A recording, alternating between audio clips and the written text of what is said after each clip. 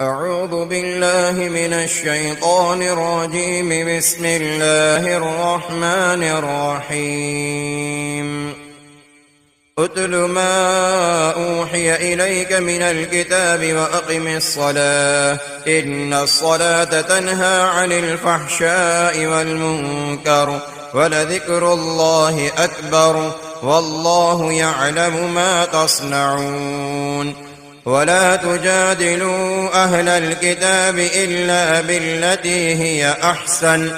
إلا الذين ظلموا منهم وقولوا آمنا بالذي أنزل إلينا وأنزل إليكم وإلهنا وإلهكم واحد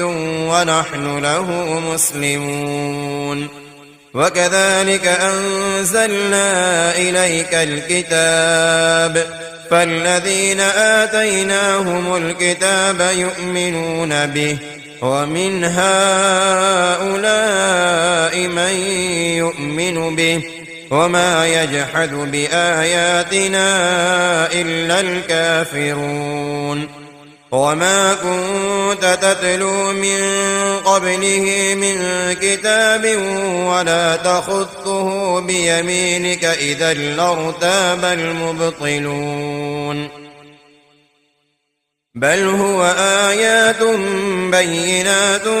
في صدور الذين أوتوا العلم وما يجحد بآياتنا إلا الظالمون. وقالوا لولا أنزل عليه آيات من ربه قل إنما الآيات عند الله وإنما أنا نذير مبين. أولم يكفهم أنا أنزلنا عليك الكتاب يتلى عليهم إن في ذلك لرحمة وذكرى لقوم يؤمنون. قل كفى بالله بيني وبينكم شهيدا يعلم ما في السماوات والأرض والذين آمنوا بالباطل وكفروا بالله أولئك هم الخاسرون. ويستعجلونك بالعذاب ولولا أجل مسمى لجاءهم العذاب وليأتينهم بغتة وهم لا يشعرون. يستعجلونك بالعذاب وإن جهنم لمحيطة بالكافرين يوم يغشاهم العذاب من فوقهم ومن تحت أرجلهم ويقول ذوقوا ما كنتم تعملون. يا عبادي الذين آمنوا إن أرضي واسعة فإياي فاعبدون. كل نفس ذائقة الموت ثم إلينا ترجعون. والذين آمنوا وعملوا الصالحات لنبوئنهم من الجنة غرفا تجري من تحتها الأنهار خالدين فيها نعم أجر العاملين الذين صبروا وعلى ربهم يتوكلون. وكأين من دابة لا تحمل رزقها الله يرزقها وإياكم وهو السميع العليم. ولئن سألتهم من خلق السماوات والأرض وسخر الشمس والقمر ليقولن الله فأنى يؤفكون. الله يبسط الرزق لمن يشاء من عباده ويقدر له إن الله بكل شيء عليم. ولئن سألتهم من نزل من السماء ماء فأحيا به الأرض من بعد موتها ليقولن الله قل الحمد لله بل أكثرهم لا يعقلون وما هذه الحياة الدنيا إلا لهو ولعب وإن الدار الآخرة لهي الحيوان لو كانوا يعلمون فإذا ركبوا في الفلك دعوا الله مخلصين له الدين فلما نجاهم إلى البر إذا هم يشركون ليكفروا بما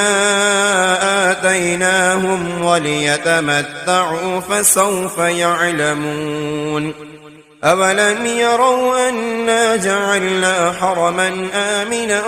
ويتخطف الناس من حولهم أفبالباطل يؤمنون وبنعمة الله يكفرون ومن أظلم ممن افترى على الله كذبا أو كذب بالحق لما جاءه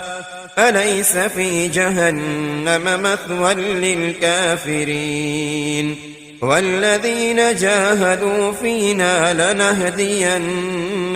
سبلنا وإن الله لمع المحسنين بسم الله الرحمن الرحيم ألف لام ميم غلبت الروم في أدنى الأرض وهم من بعد غلبهم سيغلبون في بضع سنين لله الأمر من قبل ومن بعد ويومئذ يفرح المؤمنون بنصر الله ينصر من يشاء وهو العزيز الرحيم وعد الله لا يخلف الله وعده ولكن أكثر الناس لا يعلمون ظاهرا من الحياة الدنيا وهم عن الآخرة هم غافلون أولم يتفكروا في أنفسهم ما خلق الله السماوات والأرض وما بينهما إلا بالحق وأجل مسمى وإن كثيرا من الناس بلقاء ربهم لكافرون أولم يسيروا في الأرض فينظروا كيف كان عاقبة الذين من قبلهم كانوا أشد منهم قوة وأثاروا الأرض وعمروها أكثر مما عمروها وجاءتهم رسلهم بالبينات فما كان الله ليظلمهم ولكن كانوا أنفسهم يظلمون ثم كان عاقبة الذين أساءوا السوء أن كذبوا بآيات الله وكانوا بها يستهزئون الله يبدأ الخلق ثم يعيده ثم إليه ترجعون ويوم تقوم الساعة يبلس المجرمون ولم يكن لهم من شركائهم شفعاء وكانوا بشركائهم كافرين ويوم تقوم الساعة يومئذ يتفرقون فأما الذين آمنوا وعملوا الصالحات فهم في روضة يحبرون وأما الذين كفروا وكذبوا بآياتنا ولقاء الآخرة فأولئك في العذاب محضرون فسبحان الله حين تمسون وحين تصبحون وله الحمد في السماوات والأرض وعشيا وحين تظهرون يخرج الحي من الميت ويخرج الميت من الحي ويحيي الأرض بعد موتها وكذلك تخرجون ومن آياته أن خلقكم من تراب ثم إذا أنتم بشر تنتشرون ومن آياته أن خلق لكم من أنفسكم أزواجا لتسكنوا إليها وجعل بينكم مودة ورحمة إن في ذلك لآيات لقوم يتفكرون ومن آياته خلق السماوات والأرض واختلاف ألسنتكم وألوانكم إن في ذلك لآيات للعالمين ومن آياته منامكم بالليل والنهار وابتغاؤكم من فضله إن في ذلك لآيات لقوم يسمعون ومن آياته يريكم البرق خوفا وطمعا وينزل من السماء ماء فيحيي به الأرض بعد موتها إن في ذلك لآيات لقوم يعقلون ومن آياته أن تقوم السماء والأرض بأمره ثم إذا دعاكم دعوة من الأرض إذا أنتم تخرجون وله من في السماوات والأرض كل له قانتون وهو الذي يبدأ الخلق ثم يعيده وهو أهون عليه وله المثل الأعلى في السماوات والأرض وهو العزيز الحكيم ضرب لكم مثلا من أنفسكم هل لكم مما ملكت أيمانكم من شركاء فيما رزقناكم فأنتم فيه سواء تخافونهم كخيفتكم أنفسكم كذلك نفصل الآيات لقوم يعقلون بل اتبع الذين ظلموا أهواءهم بغير علم فمن يهدي من أضل الله وما لهم من ناصرين فأقم وجهك للدين حنيفا فطرة الله التي فطر الناس عليها لا تبديل لخلق الله ذلك الدين القيم ولكن أكثر الناس لا يعلمون منيبين إليه واتقوه وأقيموا الصلاة ولا تكونوا من المشركين من الذين فرقوا دينهم وكانوا شيعا كل حزب بما لديهم فرحون وإذا مس الناس ضر دعوا ربهم منيبين إليه ثم إذا أذاقهم منه رحمة إذا فريق منهم بربهم يشركون ليكفروا بما آتيناهم فتمتعوا فسوف تعلمون أم أنزلنا عليهم سلطانا فهو يتكلم بما كانوا به يشركون وإذا أذقنا الناس رحمة فرحوا بها وإن تصبهم سيئة بما قدمت أيديهم إذا هم يقنطون أولم يروا أن الله يبسط الرزق لمن يشاء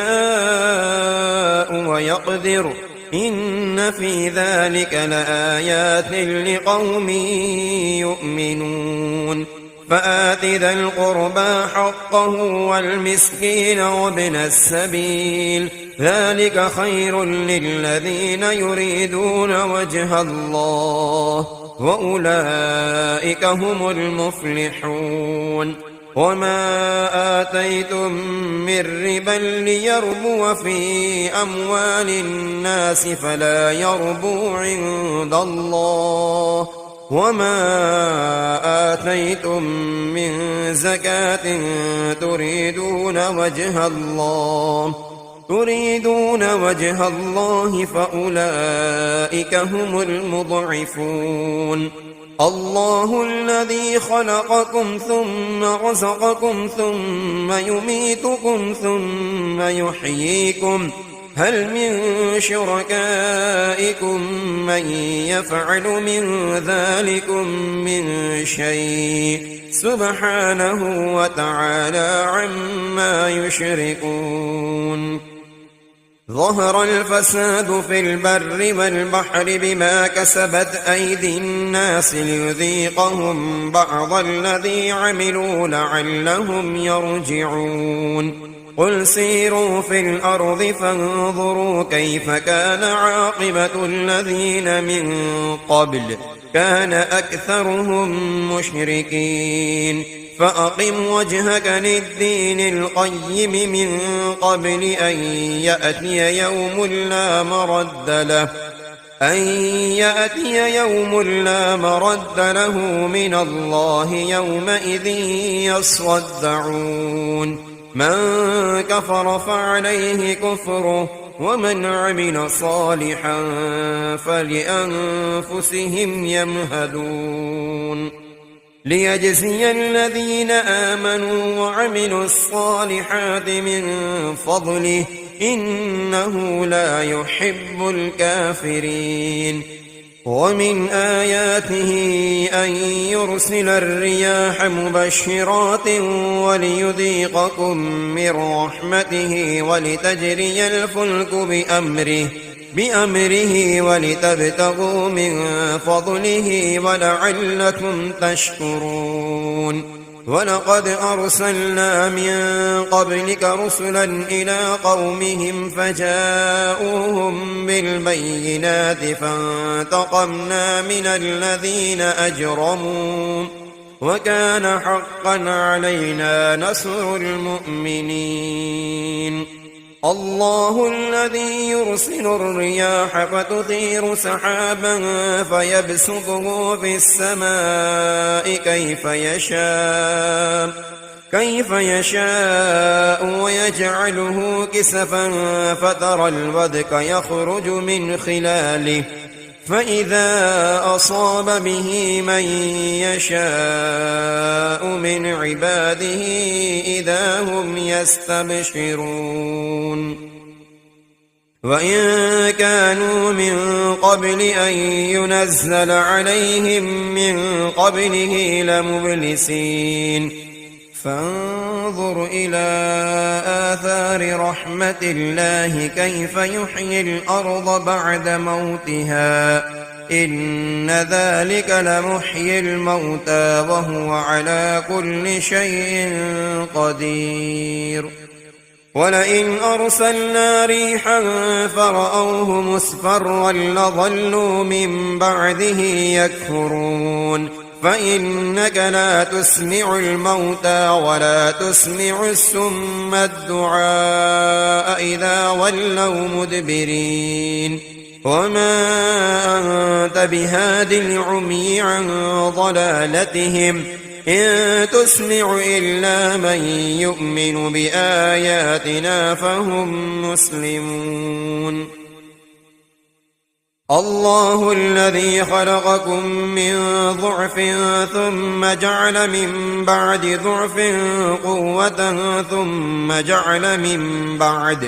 ثم جعل من بعد قوة ضعفا وشيبة يخلق ما يشاء وهو العليم القدير ويوم تقوم الساعة يقسم المجرمون ما لبثوا غير ساعة كذلك كانوا يؤفكون وقال الذين أوتوا العلم والإيمان لقد لبثتم في كتاب الله إلى يوم البعث فهذا يوم البعث ولكنكم كنتم لا تعلمون فيومئذ لا ينفع الذين ظلموا معذرتهم ولا هم يستعتبون ولقد ضربنا للناس في هذا القرآن من كل مثل ولئن جئتهم بآية ليقولن الذين كفروا إن أنتم إلا مبطلون كذلك يطبع الله على قلوب الذين لا يعلمون فاصبر إن وعد الله حق ولا يستخفنك الذين لا يوقنون بسم الله الرحمن الرحيم ألف لام ميم تلك آيات الكتاب الحكيم هدى ورحمة للمحسنين الذين يقيمون الصلاة ويؤتون الزكاة وهم بالآخرة هم يوقنون أولئك على هدى من ربهم وأولئك هم المفلحون ومن الناس من يشتري لهو الحديث ليضل عن سبيل الله بغير علم ويتخذها هزوا أولئك لهم عذاب مهين وإذا تتلى عليه آياتنا ولى مستكبرا كأن لم يسمعها كأن في أذنيه وقرا فبشره بعذاب أليم إن الذين آمنوا وعملوا الصالحات لهم جنات النعيم خالدين فيها وعد الله حقا وهو العزيز الحكيم خلق السماوات بغير عمد ترونها وألقى في الأرض رواسي أن تميد بكم وبث فيها من كل دابة وأنزلنا من السماء ماء فأنبتنا فيها من كل زوج كريم هذا خلق الله فأروني ماذا خلق الذين من دونه بل الظالمون في ضلال مبين ولقد آتينا لقمان الحكمة أن اشكر لله ومن يشكر فإنما يشكر لنفسه ومن كفر فإن الله غني حميد وإذ قال لقمان لابنه وهو يعظه يا بني لا تشرك بالله إن الشرك لظلم عظيم ووصينا الإنسان بوالديه حملته أمه وهنا على وهن وفصاله في عامين أن اشكر لي ولوالديك إلي المصير وإن جاهداك على أن تشرك بي ما ليس لك به علم فلا تطعهما وصاحبهما في الدنيا معروفا واتبع سبيل من أناب إلي ثم إلي مرجعكم فأنبئكم بما كنتم تعملون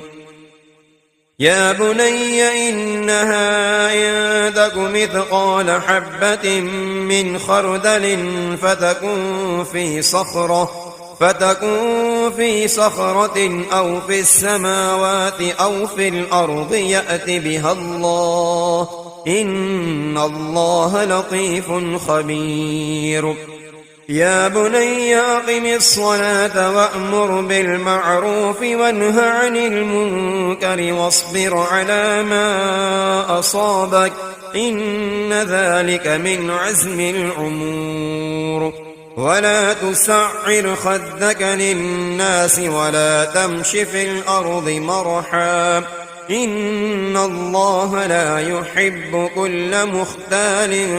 فخور واقصد في مشيك واغضض من صوتك إن أنكر الأصوات لصوت الحمير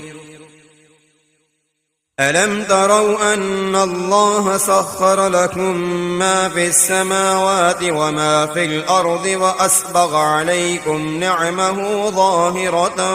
وباطنة ومن الناس من يجادل في الله بغير علم ولا هدى ولا كتاب منير وإذا قيل لهم اتبعوا ما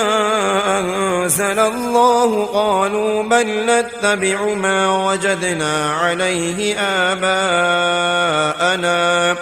أولو كان الشيطان يدعوهم إلى عذاب السعير ومن يسلم وجهه إلى الله وهو محسن فقد استمسك بالعروة الوثقى وإلى الله عاقبة الأمور ومن كفر فلا يحزنك كفره إلينا مرجعهم فننبئهم بما عملوا إن الله عليم بذات الصدور نمتعهم قليلا ثم نضطرهم إلى عذاب غليظ ولئن سألتهم من خلق السماوات والأرض ليقولن الله قل الحمد لله بل أكثرهم لا يعلمون لله ما في السماوات والأرض إن الله هو الغني الحميد ولو أن ما في الأرض من شجرة أقلام والبحر يمده من بعده 7 أبحر ما نفدت كلمات الله إن الله عزيز حكيم ما خلقكم ولا بعثكم إلا كنفس واحدة إن الله سميع بصير ألم تر أن الله يولج الليل في النهار ويولج النهار في الليل وسخر الشمس والقمر كل يجري إلى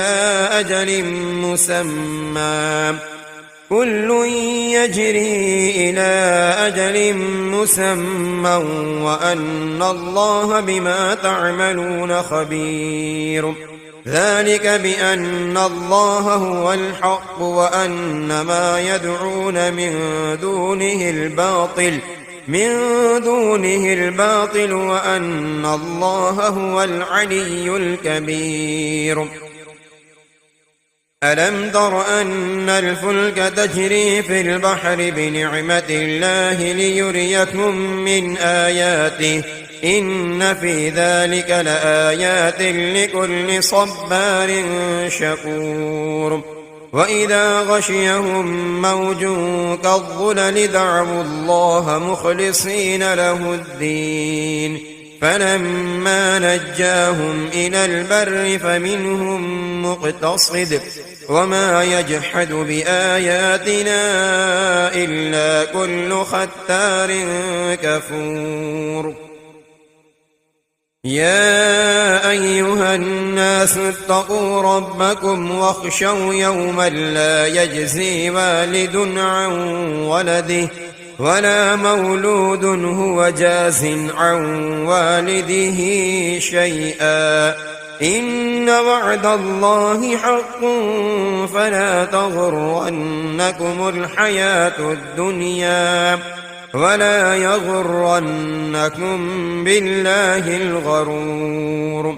إن الله عنده علم الساعة وينزل الغيث ويعلم ما في الأرحام وما تدري نفس ماذا تكسب غدا وما تدري نفس بأي أرض تموت إن الله عليم خبير. بسم الله الرحمن الرحيم. ألف لام ميم. تنزيل الكتاب لا ريب فيه من رب العالمين. أم يقولون افتراه بل هو الحق من ربك لتنذر قوما ما أتاهم من نذير من قبلك لعلهم يهتدون. الله الذي خلق السماوات والأرض وما بينهما في 6 أيام ثم استوى على العرش ما لكم من دونه من ولي ولا شفيع أفلا تتذكرون. يدبر الأمر من السماء إلى الأرض ثم يعرج إليه في يوم كان مقداره 1000 سنة مما تعدون. ذلك عالم الغيب والشهادة العزيز الرحيم الذي أحسن كل شيء خلقه وبدأ خلق الإنسان من طين ثم جعل نسله من سلالة من ماء مهين ثم صواه ونفخ فيه من روحه وجعل لكم السمع والأبصار والأفئدة قليلا ما تشكرون. وقالوا أئذا ضللنا في الأرض أئنا لفي خلق جديد بل هم بلقاء ربهم كافرون. قل يتوفاكم ملك الموت الذي وكل بكم ثم إلى ربكم ترجعون.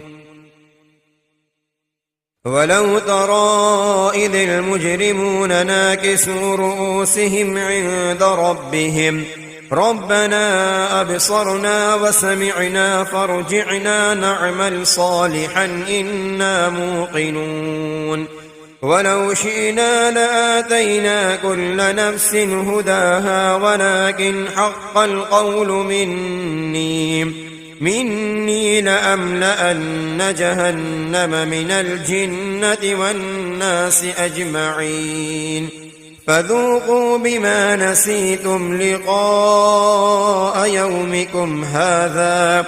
إنا نسيناكم وذوقوا عذاب الخلد بما كنتم تعملون. إنما يؤمن بآياتنا الذين إذا ذكروا بها خروا سجدا وسبحوا بحمد ربهم وهم لا يستكبرون. تتجافى جنوبهم عن المضاجع يدعون ربهم خوفا وطمعا ومما رزقناهم ينفقون. فلا تعلم نفس ما أخفي لهم من قرة أعين جزاء بما كانوا يعملون. أفمن كان مؤمنا كمن كان فاسقا لا يستوون. أما الذين آمنوا وعملوا الصالحات فلهم جنات المأوى نزلا بما كانوا يعملون. وأما الذين فسقوا فمأواهم النار كلما أرادوا أن يخرجوا منها أعيدوا فيها وقيل لهم ذوقوا عذاب النار الذي كنتم به تكذبون ولنذيقنهم من العذاب الأدنى دون العذاب الأكبر لعلهم يرجعون ومن أظلم ممن ذكر بآيات ربه ثم أعرض عنها إنا من المجرمين منتقمون ولقد آتينا موسى الكتاب فلا تكن في مرية من لقائه وجعلناه هدى لبني إسرائيل وجعلنا منهم أئمة يهدون بأمرنا لما صبروا وكانوا بآياتنا يوقنون إن ربك هو يفصل بينهم يوم القيامة فيما كانوا فيه يختلفون أولم يهد لهم كم أهلكنا من قبلهم من القرون يمشون في مساكنهم إن في ذلك لآيات أفلا يسمعون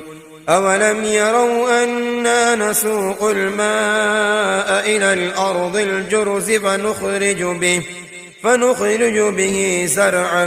تأكل منه أنعامهم وأنفسهم أفلا يبصرون ويقولون متى هذا الفتح إن كنتم صادقين قل يوم الفتح لا ينفع الذين كفروا إيمانهم ولا هم ينظرون فأعرض عنهم وانتظر إنهم منتظرون بسم الله الرحمن الرحيم يا أيها النبي اتق الله ولا تطع الكافرين والمنافقين إن الله كان عليما حكيما واتبع ما يوحى إليك من ربك إن الله كان بما تعملون خبيرا وتوكل على الله وكفى بالله وكيلا ما جعل الله لرجل من قلبين في جوفه وما جعل أزواجكم اللائي تظاهرون منهن أمهاتكم وما جعل أدعياءكم أبناءكم ذلكم قولكم بأفواهكم والله يقول الحق وهو يهدي السبيل ادعوهم لآبائهم هو أقسط عند الله فإن لم تعلموا آباءهم فإخوانكم في الدين ومواليكم وليس عليكم جناح فيما أخطأتم به ولكن ما تعمدت قلوبكم وكان الله غفورا رحيما النبي أولى بالمؤمنين من أنفسهم وأزواجه أمهاتهم وأولو الأرحام بعضهم أولى ببعض في كتاب الله من المؤمنين والمهاجرين إلا أن تفعلوا إلى أوليائكم معروفا كان ذلك في الكتاب مسطورا وإذ أخذنا من النبيين ميثاقهم ومنك ومن نوح وإبراهيم وموسى وعيسى بن مريم وأخذنا منهم ميثاقا غليظا ليسأل الصادقين عن صدقهم وأعد للكافرين عذابا أليما يا أيها الذين آمنوا اذكروا نعمة الله عليكم إذ جاءتكم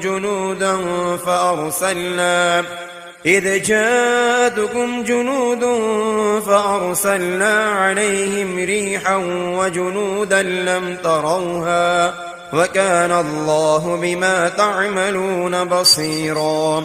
إذ جاءوكم من فوقكم ومن أسفل منكم وإذ زاغت الأبصار وبلغت القلوب الحناجر وتظنون بالله الظنونا هنالك ابتلي المؤمنون وزلزلوا زلزالا شديدا وإذ يقول المنافقون والذين في قلوبهم مرض ما وعدنا الله ورسوله إلا غرورا وإذ قالت طائفة منهم يا أهل يثرب لا مقام لكم فارجعوا ويستأذن فريق منهم النبي يقولون إن بيوتنا عورة وما هي بعورة إن يريدون إلا فرارا ولو دخلت عليهم من أقطارها ثم سئلوا الفتنة لآتوها وما تلبثوا بها إلا يسيرا ولقد كانوا عاهدوا الله من قبل لا يولون الأدبار وكان عهد الله مسؤولا قل لن ينفعكم الفرار إن فررتم من الموت أو القتل وإذا لا تمتعون إلا قليلا قل من ذا الذي يعصمكم من الله إن أراد بكم سوءا أو أراد بكم رحمة ولا يجدون لهم من دون الله وليا ولا نصيرا قد يعلم الله المعوقين منكم والقائلين لإخوانهم هلم إلينا ولا يأتون البأس إلا قليلا أشحة عليكم فإذا جاء الخوف رأيتهم ينظرون إليك تدور أعينهم كالذي يغشى عليه من الموت فإذا ذهب الخوف سلقوكم بألسنة حداد أشحة على الخير أولئك لم يؤمنوا فأحبط الله أعمالهم وكان ذلك على الله يسيرا يحسبون الأحزاب لم يذهبوا وإن يأتي الأحزاب يودوا لو أنهم بادون في الأعراب يسألون عن أنبائكم ولو كانوا فيكم ما قاتلوا إلا قليلا لقد كان لكم في رسول الله أسوة حسنة لمن كان يرجو الله واليوم الآخر وذكر الله كثيرا ولما رأى المؤمنون الأحزاب قالوا هذا ما وعدنا الله ورسوله وصدق الله ورسوله وما زادهم إلا إيمانا وتسليما من المؤمنين رجال صدقوا ما عاهدوا الله عليه فمنهم من قضى نحبه ومنهم من ينتظر وما بدلوا تبديلا ليجزي الله الصادقين بصدقهم ويعذب المنافقين ويعذب المنافقين إن شاء أو يتوب عليهم إن الله كان غفورا رحيما. ورد الله الذين كفروا بغيظهم لم ينالوا خيرا وكفى الله المؤمنين القتال وكان الله قويا عزيزا. وأنزل الذين ظاهروهم من أهل الكتاب من صياصيهم وقذف في قلوبهم الرعب فريقا تقتلون وتأسرون فريقا وأورثكم أرضهم وديارهم وأموالهم وأرضا لم تطئوها وكان الله على كل شيء قديرا. يا أيها النبي قل لأزواجك إن كنتن تردن الحياة الدنيا وزينتها فتعالين أمتعكن وأسرحكن سراحا جميلا. وإن كنتن تردن الله ورسوله والدار الآخرة فإن الله أعد للمحسنات منكن أجرا عظيما. يا نساء النبي من يأت منكن بفاحشة مبينة يضاعف لها العذاب ضعفين وكان ذلك على الله يسيرا.